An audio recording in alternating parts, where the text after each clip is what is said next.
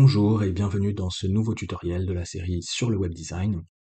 Aujourd'hui, on va construire ensemble une section de témoignages. Encore une fois, il s'agit d'un composant que l'on retrouve assez régulièrement dans la plupart des sites web. Et donc, on va essayer de voir comment on peut faire ça ensemble. Alors, sans plus attendre, on va se rendre tout de suite dans VS Code. Et pour ce tutoriel, on va repartir de la structure de base que l'on avait créée dans la toute première vidéo de la série. Donc, on a une structure pour le fichier HTML et on a également un reset pour le CSS. Si vous avez besoin de savoir comment on obtient cette structure de base, n'hésitez pas à aller voir la première vidéo où on part véritablement de zéro. Pour ce tutoriel, on va également avoir besoin d'utiliser des images pour nos différents témoignages. Alors ces images d'utilisateurs, je les ai obtenues à partir d'un site assez connu qui s'appelle randomuser.me et qui permet de récupérer des utilisateurs générés de manière aléatoire. Donc dès que l'on clique sur le refresh, eh bien, on a un utilisateur différent à chaque fois, avec différentes données, une photo de profil, un nom d'utilisateur, etc. Donc ça peut être utile en phase de développement d'utiliser ce site. Alors on va revenir dans VS Code et on va commencer par le fichier HTML. Pour ce tutoriel, on va essayer d'utiliser une sémantique HTML correcte. On va peut-être pas le faire pour tous les tutoriels, mais pour celui-ci, on va essayer de faire l'effort d'utiliser les bonnes balises HTML. C'est important dans la mesure où ça permet un meilleur référencement au niveau de Google, qui va pouvoir mieux référencer les pages si on utilise les bonnes balises. Et également pour des questions d'accessibilité, c'est important d'utiliser les bonnes balises. Alors, ici, on a affaire à une section de témoignage, donc on va utiliser la balise section, et au niveau de la classe, on va mettre container. Chaque témoignage, eh bien, va être une sorte de carte, et pour ça on pourrait utiliser le tag figure, et on va rajouter une classe card comme ceci. À l'intérieur de notre carte, eh bien, on va avoir tout en haut une image, donc on va créer une balise image et on va rajouter une classe top. Au niveau de la source, eh bien, on va aller chercher notre première image.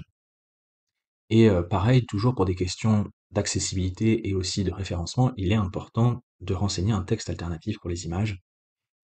Alors ici, on va mettre photo, utilisateur, témoignage. Et ensuite, eh bien, pour la citation en tant que telle, on va pouvoir utiliser la balise block quote et on va rajouter également une classe. On va mettre middle.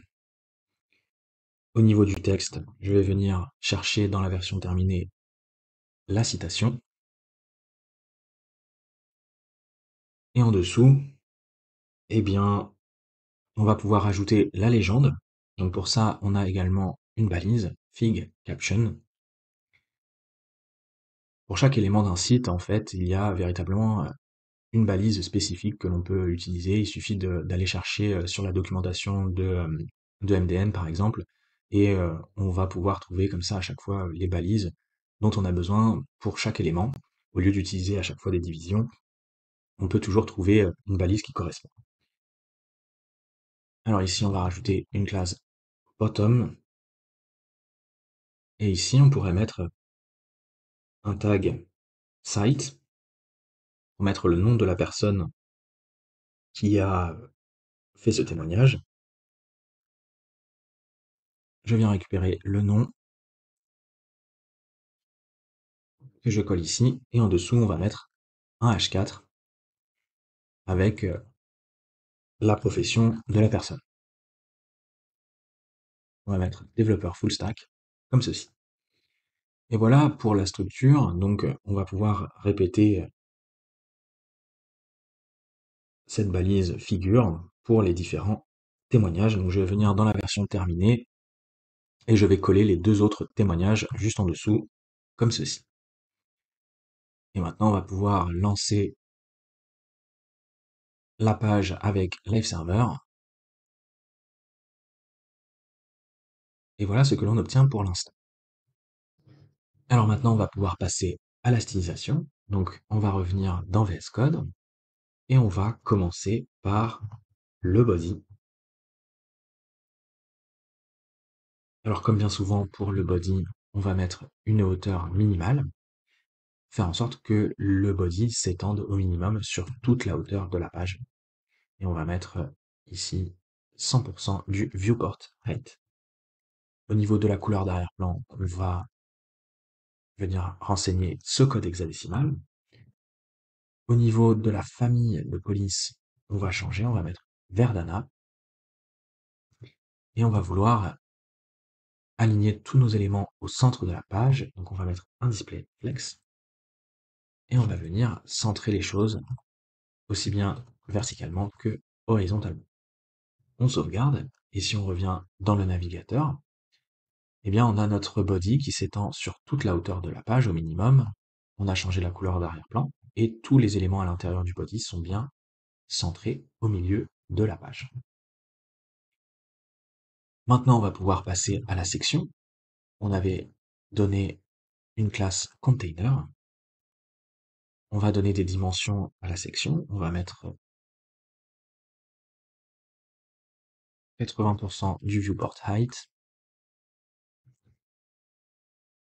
en hauteur et en largeur, et bien pareil, sauf que cette fois-ci, ça sera 80% du viewport width. On va faire en sorte que les cartes soient alignées les unes à la suite des autres. Donc on va mettre un display flex.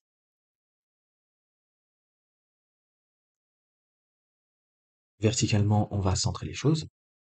On est en ligne au niveau du display flex et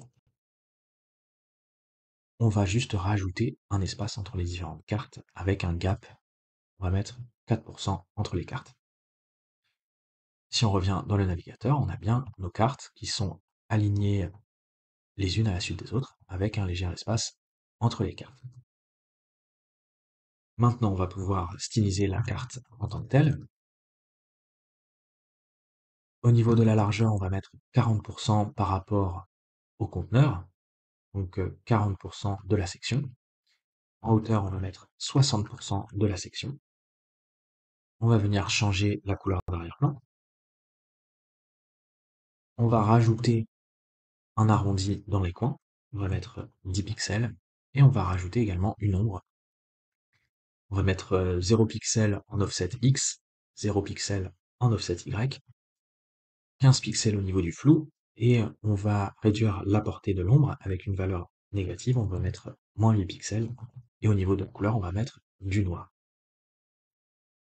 Dans le navigateur, voilà ce que l'on obtient. On a bien nos cartes avec une couleur d'arrière-plan, un arrondi dans les coins de chaque carte, et une ombre. Alors maintenant, il ne reste plus qu'à aligner les éléments à l'intérieur de la carte. Donc pour ça, on rajoute un display flex. La direction, on va la changer. Par défaut, elle est en ligne, on va la passer en colonne. Et on va venir horizontalement centrer les choses. Et verticalement, on va mettre de l'espace entre les éléments. Si on revient dans le navigateur, eh bien, on a bien à l'intérieur de la carte les éléments qui sont centrés horizontalement. Et verticalement, il y a de l'espace entre les éléments. Alors le problème, c'est que eh bien, les éléments sont parfois collés au bord de la carte, en haut, en bas, et notamment aussi à gauche. Alors pour ça, on va juste rajouter du padding. On va mettre 20 pixels. Et si on revient dans le navigateur, cette fois-ci, les éléments sont bien décollés par rapport au bord de la carte, puisqu'on a rajouté du padding en haut, en bas, à gauche et à droite. Alors on pourrait essayer de mettre en valeur la carte du milieu. Pour ça, on va retourner dans le fichier HTML. Et au niveau du témoignage du milieu, la deuxième figure, eh bien, on va rajouter une classe featured. Et dans le CSS, on va pouvoir aller chercher cette classe. Et pour la mettre en valeur, on va juste changer la hauteur. On va passer de 60 à 65%. Si on revient dans le navigateur, eh bien cette fois-ci, la carte du milieu est légèrement plus grande que les autres. On pourrait rajouter également un effet lorsque on va survoler les cartes. Alors pour ça, on va venir rajouter hover sur la carte. Et donc lorsque l'on va passer notre curseur au-dessus de la carte, eh bien, qu'est-ce que l'on va faire? On va rajouter la propriété transform et on va modifier l'échelle de la carte. On va multiplier l'échelle de la carte par un facteur de 1,08 et ça devrait agrandir légèrement nos cartes. Si on revient dans le navigateur, c'est bien ce qui se passe lorsque on survole les cartes, elles sont légèrement plus grandes. Alors le problème, c'est que ça se fait de manière un peu brutale. On va rajouter une transition. On va mettre la transition sur toutes les propriétés. Au niveau de la durée, on va mettre 1 seconde. Et au niveau de la fonction, on va mettre is. Et cette fois-ci, la transition se fait de manière un peu plus naturelle. Alors maintenant, on va pouvoir styliser les différents éléments à l'intérieur de la carte. On revient dans le CSS et on va commencer par l'image qui se trouve en haut. On avait mis une classe top. On va donner des dimensions à l'image. On va mettre 120 pixels. Et on va vouloir que l'image soit intégrée, insérée à l'intérieur d'un cercle. Alors pour ça, on commence par ajouter une bordure. On va dire 3 pixels d'épaisseur, une bordure pleine. Et au niveau de la couleur, on va mettre cette couleur Light Sea Green. Et pour obtenir un cercle, eh bien, il va suffire de rajouter un radius et on va mettre 50% pour obtenir un cercle parfait. Et on pourrait rajouter également cette propriété Object Fit Cover pour que l'image s'étende bien sur toute la place disponible à l'intérieur du cercle. Si on revient dans le navigateur, on a bien nos images à l'intérieur d'un cercle. Alors maintenant, on va pouvoir passer à la partie du milieu.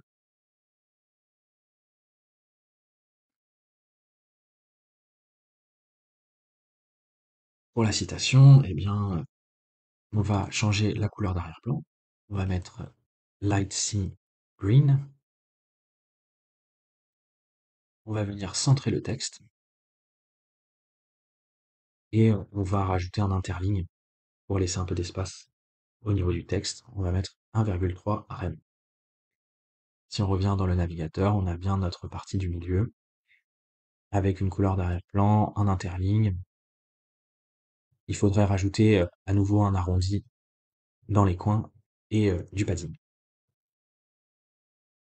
Pour le padding, on va mettre 25 pixels en haut et en bas et 10 pixels à gauche et à droite. Et pour l'arrondi, on va remettre 10 pixels. Et voilà ce que l'on obtient. Alors maintenant, on pourra rajouter nos guillemets pour la citation. Et pour ça, on va utiliser les pseudo-éléments. Les pseudo-éléments qui nous permettent de rajouter du contenu avant et après.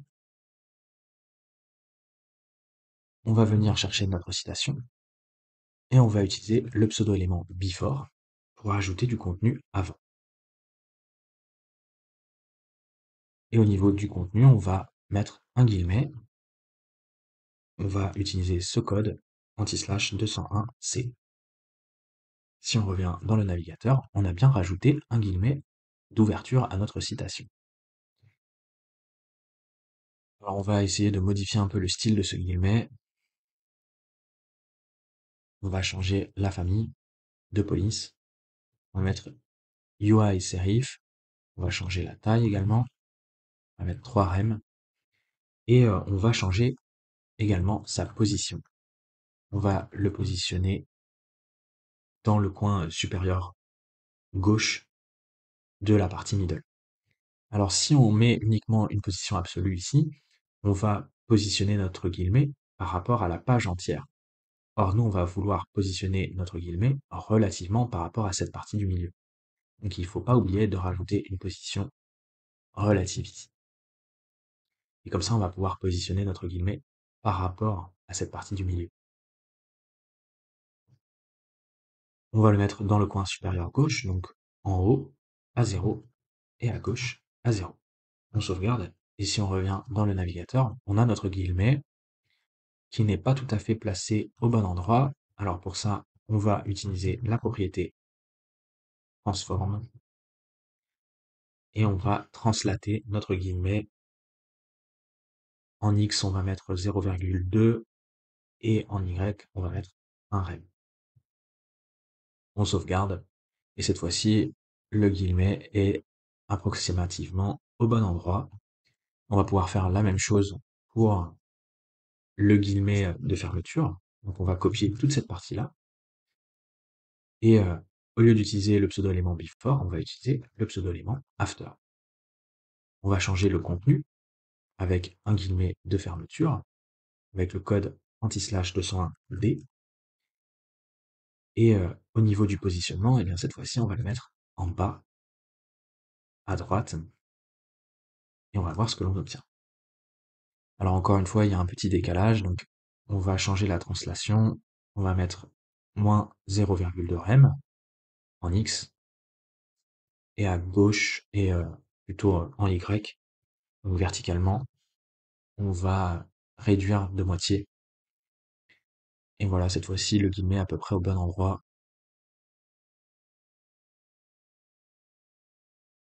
Alors si on revient dans le CSS d'ailleurs, on a pas mal de code qui est dupliqué.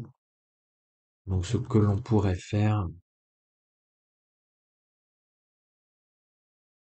c'est aller chercher tout ce qu'il y a de commun entre nos pseudo-éléments before et after.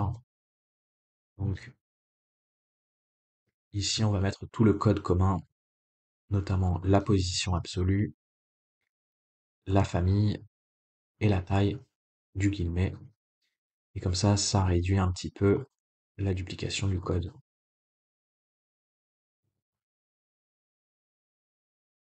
C'est un peu plus propre comme ceci. Et maintenant, il ne reste plus qu'à faire la partie du bas, la légende de la citation. Donc, on va venir chercher la partie du bas. Et cette fois-ci, ça va être très simple. On va juste mettre un display flex et on va venir centrer les choses.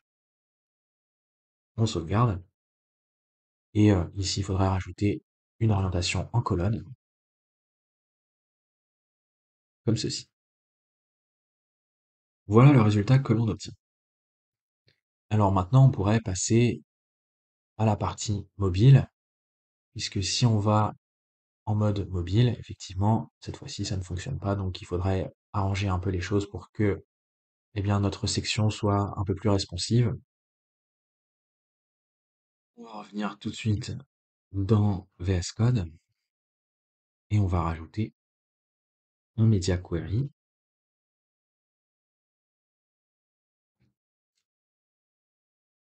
avec un breakpoint à 768 pixels. Toutes les propriétés que l'on va rajouter ici à l'intérieur du media query s'appliqueront pour les tailles d'écran qui vont jusqu'à une largeur maximale de 768 pixels. Alors ce que l'on pourrait commencer par faire, c'est déjà réduire la taille de certains éléments. On va réduire la taille de l'image. On était à 120 pixels, on va passer à 64. Et on va également réduire la taille de la citation. On va changer la taille de la police, on va mettre 0,7. L'interligne, on va le remettre à 1. Le padding, on va mettre 0,6. Et on peut déjà regarder ce que l'on obtient. On retourne dans le navigateur. Et voilà ce que l'on obtient. Alors on va pouvoir également changer l'orientation pour afficher les cartes en colonne. Donc on va prendre notre section et on va changer la direction. On va mettre en colonne.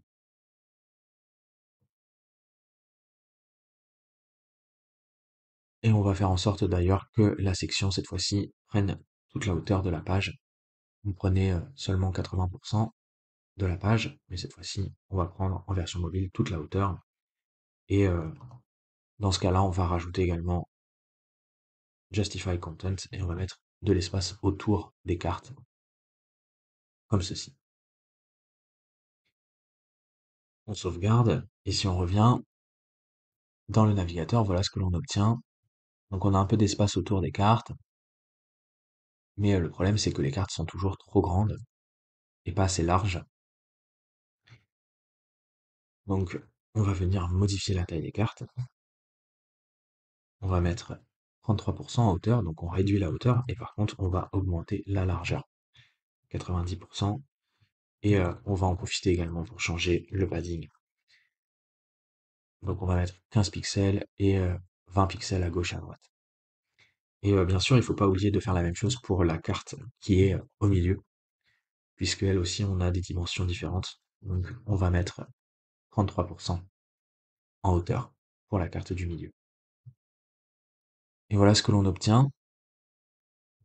Donc ça commence à ressembler un peu à quelque chose. Alors, ce que l'on pourrait faire également, c'est retirer les guillemets, peut-être retirer la profession, et peut-être également retirer la couleur de la citation de l'arrière-plan. Donc on va essayer de faire ça. On va déjà retirer les guillemets. Donc on récupère les pseudo-éléments et on va mettre un display none. On va faire pareil pour la profession, donc qui se trouve dans la partie du bas, ça doit être le H4. Et on va mettre un display none. Et on a dit également que on allait changer la couleur de la partie de la citation, donc la partie du milieu, et on va remettre la couleur de départ, donc on va lui faire hériter la couleur de la carte. Si on revient dans le navigateur, voilà ce que l'on obtient. C'est un peu plus propre en version mobile. Donc voilà une piste, en tout cas, pour faire cette partie responsive de la section témoignage. Donc on va pouvoir s'arrêter là, c'est à peu près tout ce que je voulais vous dire pour la création de cette section témoignage. J'espère que ça vous aura plu et on se retrouve très bientôt pour la suite de la série sur le web design.